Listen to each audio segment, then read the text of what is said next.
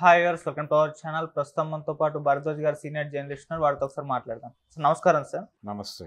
Sir, Maharashtra, Jharkhand elections counting అయితే ఓట్ల counting జరుగుతుంది. సో అయినా దాదాపు కన్ఫర్మ్ అయిపోయింది. మహారాష్ట్రలో ఎన్డీఏ కూటమి, అటు జార్ఖండ్లో చూసుకుంటే ఇండియా కూటమి దాదాపు అయితే ఖరారు అయిపోయినాయి సార్. కాకపోతే మహారాష్ట్రలో ఇండియా కూటమి రావచ్చేమో. అంతకుముందు ఎలక్షన్స్ కంటే ముందర ఒక ప్రచారం జరిగింది. కాకపోతే ఎగ్జిట్ పోల్స్ కూడా ఎన్డీఏ కూటమి వైపు మళ్ళీ ఇవాళ రిజల్ట్స్ కూడా ఎన్డీఏ కూటమి అని చెప్తున్నాయి. సో ఏం అంశాలు ఇందులో అందుబాటులోకి వచ్చాయి, మీరేం చెప్తారు సార్ ఈ ఫలితాల పైన? అంటే మహారాష్ట్ర ఓటరు భిన్నమైనటువంటి పరిపాలనను కోరుకోలేదు అనేది అర్థమవుతుంది క్లియర్గా. ఓకే. ఇండియా కూటమి పర్టికులర్గా శరద్ పవార్ మ్యాజిక్ వర్కౌట్ అవ్వలేదు అక్కడ. అలాగే కొద్దో గొప్ప హోప్స్ ఆయన మీదే ఉన్నాయి. ఇండియా కూటమి నుంచి ప్రభావవంతమైనటువంటి నాయకత్వం ఏది ఎమర్జ్ కాలేదు. రాహుల్ గాంధీ తన ప్రభావాన్ని చూపించే పరిస్థితిలో కనిపించలేదు. ఓకే. టోటల్గా అంటే ప్రభుత్వ వ్యతిరేక ఓటు కూడా అక్కడ బిల్డ్ కాలేదు. పార్లమెంట్ ఎలక్షన్ తర్వాత కేంద్ర ప్రభుత్వం మీద వ్యతిరేకత ఏదైనా వస్తుందేమో అనుకున్నారు, కానీ కాన్షియస్గా గమనిస్తే గడిచిన 6 నెలలుగా కేంద్ర ప్రభుత్వ పరిపాలనలో ప్రజల్ని ఇబ్బంది పెట్టేటువంటి ఏ అంశము దొరలలేదు. చాలా కాన్షియస్గా ఉన్నారు. కాన్షియస్గా ఉండటానికి రీజన్ వాళ్ళు 63 సీట్లు కోల్పోయి ఉన్నారు పార్లమెంట్ ఎలక్షన్స్లో. అది కొంచెం బీజేపీని కట్టడి చేస్తోంది. 2019 to 24 బీజేపీ పరిపాలన వేరు, ఎన్డీఏ పరిపాలన వేరు, ఇప్పుడు నడుస్తున్న పరిపాలన వేరు. ఓకే. దీని తాలూకా ప్రభావం కొంత పనిచేసింది అక్కడ ఎలక్షన్స్లో. రెండోది, కొంత కేంద్రానుకూల ప్రభుత్వం ఉంటే బెటరు అనేటువంటిది ఒక అభిప్రాయం కనిపించింది ఓటర్లు. అందుకని కూటమి దిశగా కొంత నిర్ణయాలు తీసుకోగలిగారు.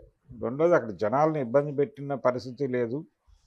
రెండోది, బాంబేకి సంబంధించినటువంటి ఒక నిర్మాణ వ్యవహారానికి సంబంధించిన కార్యక్రమాలు అమలవుతున్నాయి. ఇప్పుడు దీన్ని ఇబ్బంది పెట్టాల్సి వస్తుందేమో అనేది ఒకటి అనుకున్నారు. కాకపోతే రూరల్ ఏరియాలో కొంత బీజేపీకి, అంటే ఇప్పుడు బీజేపీ కూటమి కంటే కూడా ఇండియా కూటమి దిశగా రూరల్ ఓటు కొంత నడిచింది. ఓకే. కానీ అది చాలా తక్కువే.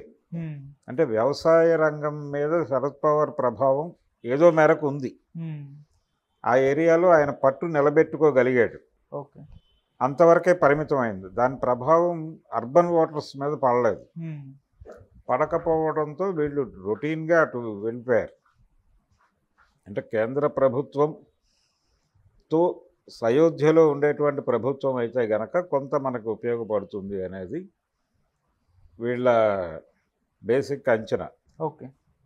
అలా మహారాష్ట్ర ఎన్నికల్లో మనకి కొంచెం అందరూ ఇండియా కూటమి గెలిచేస్తుంది అని, నిజానికి సర్వేలు ఏవి కూడా ఇండియా కూటమికి బ్రైట్ రిజల్ట్ అయితే ఇవ్వలేదు. జార్ఖండ్ కొంత డిఫరెంట్ ఏరియా. అది మహారాష్ట్రలో మనకి రైట్ వింగ్ పాలిటిక్స్కి కొంచెం బలం ఉన్న ప్రాంతం అది. అందుకని ఆ ప్రభావం చాలా తొందరగా కనిపిస్తుంది. మహారాష్ట్ర అనేది జై భవానీ వీర శివాజీ అనే నినాదానికి కూడా కొంత, అంటే శివాజీని వాళ్ళు ఎంబ్లంగా స్వీకరించి దాన్ని రెచ్చగొట్టేటువంటి ప్రయత్నం జరిగింది.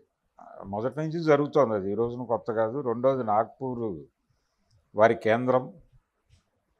అందుకని వాళ్ళ ప్రభావం అనివార్యంగా ఉంటుంది అక్కడ. ఆ ప్రభావాన్ని ఏ మేరకు నిలవరించగలదు అనేది ఇండియా కూటమి మీద ఉన్న టాస్క్. అదేం పనిచేయలేకపోయింది అనేది అర్థమైపోయింది. ఓకే. శరద్ పవార్ బలంగా ఉన్న రోజుల్లో కొంతవరకు నిలువరించగలిగేవాడు. ఇప్పుడు ఆయన కూడా వయసు మీద పడింది. ఆయన నెమ్మదిగా ఆ ప్రభావాన్ని కోల్పోతున్నాడు అనేది ఈ ఎన్నికల్లో క్లియర్గా స్పష్టంగా కనిపించేసింది. కాబట్టి ఇండియా కూటమి మరింత మహారాష్ట్ర వేదికగా మహారాష్ట్ర మీద కేంద్రీకరించి పనిచేయాల్సిన ఒక చారిత్రక అవసరం ఉంది అనేది ఈ ఎన్నికల్లో ఒక రకమైన నిరూపణకు వచ్చింది. రెండోది, మహారాష్ట్ర కేవలం రైట్ వింగ్ పాలిటిక్స్కే కాదు, దళిత రాజకీయాలకు కూడా కేంద్రంగానే ఉంటూ వస్తోంది మొదటి నుంచి. దళిత్ ప్యాంథర్స్ మూమెంట్ ఇవన్నీ అక్కడి నుంచి పుట్టినవే. అయితే దాన్ని బలంగా పట్టుకోవడంలో ఇండియా కూటమి ఫెయిల్ అయింది. ఆ ఫెయిల్యూర్ కూడా కనిపించింది ఎన్నికల్లో. అంటే పూలే పునాదిగా అక్కడ ఆవిర్భవించినటువంటి దళిత ఉద్యమాన్ని, దళిత చేతనని ప్రాపర్గా తన వైపు తిప్పుకోవడంలో ఇండియా కూటమి సరిగా వ్యవహరించలేదేమో. నిజానికి దాడులు కూడా మహారాష్ట్రలోనే ఎక్కువ జరిగినాయి ఇరుపక్షాల వైపుల నుంచి. ఓకే. దాన్ని తన వైపు ఎఫెక్టివ్గా తిప్పుకోలేకపోవడం అనేది ఇండియా కూటమి వైఫల్యంగా కనిపిస్తుంది. అది కూడా కొంత కారణం. అయితే ఆ ఓట్లు ఏమైపోయినాయి అనేది ఇప్పుడు అదర్స్ అనే యాంగిల్లో కొంత డైవర్షన్ జరిగింది. రిపబ్లిక్ పార్టీ నుంచి అక్కడ ఆ ప్రభావం కొంత నడిచింది.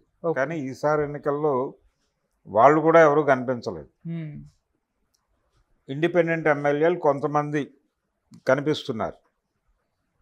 కాబట్టి మహారాష్ట్రలో ఈసారి రైట్ వింగ్ నాగ్పూర్ క్యాంపస్ వ్యూహం వర్కౌట్ అయింది. ఇండియా కూటమి తన ప్రభావాన్ని చూపించుకోలేకపోయింది. దానికి కొంత రీజన్ ఇండియా కూటమి ఆలోచనల్లో ఎక్కడో సంకరం జరిగినట్టుగా అనిపిస్తుంది. అంటే సంకరము అంటే ఇన్ ది సెన్స్ కొంత వాళ్ళుగా కూడా మానసికంగా ఇండియా కూటమి కంటే కూడా ఎన్డీఏ కూటమికే అనుకూలంగా వ్యవహరించిన పరిస్థితి. ఇప్పుడు మరి ఎలా ఉంటుంది సీన్ అక్కడ, ముఖ్యమంత్రి ఎవరవుతారు అనే లెవెల్లో చర్చ జరుగుతోంది. అంటే తిరిగి శివ సైనికులకే అప్పచెబుతారా, లేకపోతే బీజేపీ లీడ్ తీసుకుంటుందా? అప్పటి డెప్యూటీ సీఎం ఇప్పుడు సీఎం అవుతాడా? సీఎం అవుతాడు అనేదే చెప్తోంది. అంటే బీజేపీ గతంలో కంటే ఎక్కువ సీట్లు సంపాదించుకుంది. 2019 ఎన్నికల కంటే కూడా ఎక్కువ సీట్లు తెచ్చుకోగలిగింది. అలాగే శివసేన కూడా పెరిగింది. రెండూ పెరిగినాయి. ఈ మేరకు అక్కడ తగ్గింది. ఓకే. ఈ పెరుగుదల అనేది బీజేపీకి ఎక్కువ జరిగింది కంపారిటివ్గా. అందుకని వాళ్ళు లీడ్ రోల్లోకి వచ్చారు. ఆ లీడ్ రోల్లో ప్రస్తుతం వాళ్ళ అభ్యర్థిని ముఖ్యమంత్రిని ఆల్మోస్ట్ కన్ఫర్మేషన్ అంటున్నారు. ఎక్కడి వరకు జరుగుతుంది అనేది చూడాలి. ఇప్పుడు అతని పేరేమిటి, ఫడ్నవీసే ఉన్నాడు.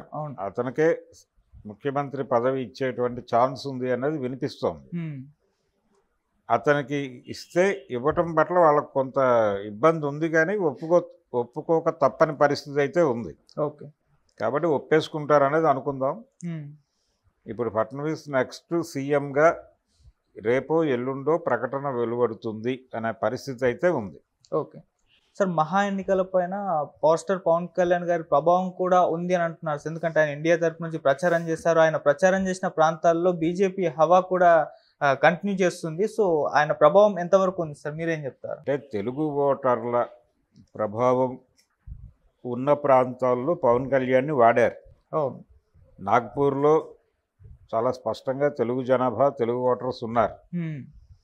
అలాగే తెలంగాణ అంటే నిజాం స్టేట్ నుంచి మహారాష్ట్రలో కలిసినటువంటి ప్రాంతాలలో ఇప్పుడు హృద్గిర్ ఇలాంటి వాటి ఏరియాల్లో కూడా వీళ్ళ ప్రభావం ఉంది, తెలుగు ఓటర్ల ప్రభావం ఉంది.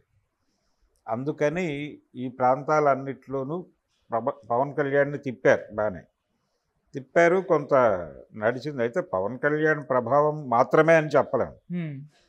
పవన్ కళ్యాణ్ కూడా ఉపయోగపడ్డాడు వాళ్ళకి, అంటే కమ్యూనికేట్ చేయటానికి ఉపయోగపడ్డాడు.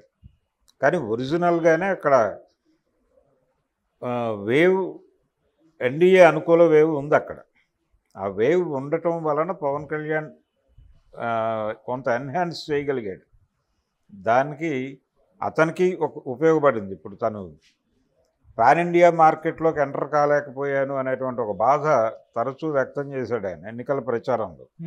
ఏది, ఏపీ అసెంబ్లీ ఎలక్షన్ సందర్భంగా నాకంటే పెద్ద హీరోలు ఉన్నారు, ఎన్టీఆర్, ప్రభాసు, తర్వాత అల్లు అర్జున్, రామ్ చరణ్ అనేవాడు ఆయన. అంటే వాళ్ళందరూ కూడా పాన్ ఇండియా మార్కెట్లో అద్భుతమైన విజయాలు సాధించారనేది ఆయన ఇంటెన్షన్. ఇప్పుడు మహారాష్ట్ర ఎన్నికలు, తెలుగు రాజకీయాల నేపథ్యంలో చూస్తే మహారాష్ట్ర గెలుపులో పవన్ కళ్యాణ్ షేర్ ఉంది అనటంలో ఈయన పాన్ ఇండియా పొలిటీషియన్గా మారినటువంటి పరిస్థితి కనిపిస్తుంది. ఓకే. అంటే పాన్ ఇండియా సినిమాలు చేయలేకపోయాడు కానీ పాన్ ఇండియా పాలిటిక్స్ చేయగలిగాడు ఈయన అనేది అర్థమవుతుంది. రెండోది మొదటి నుంచి కూడా ఆయన జాతీయ రాజకీయాలతో పర్టికులర్గా బీజేపీకి దగ్గరగానే వ్యవహరించాడు ఆయన. ఆయన పార్టీ పెట్టిన తర్వాత మొదటి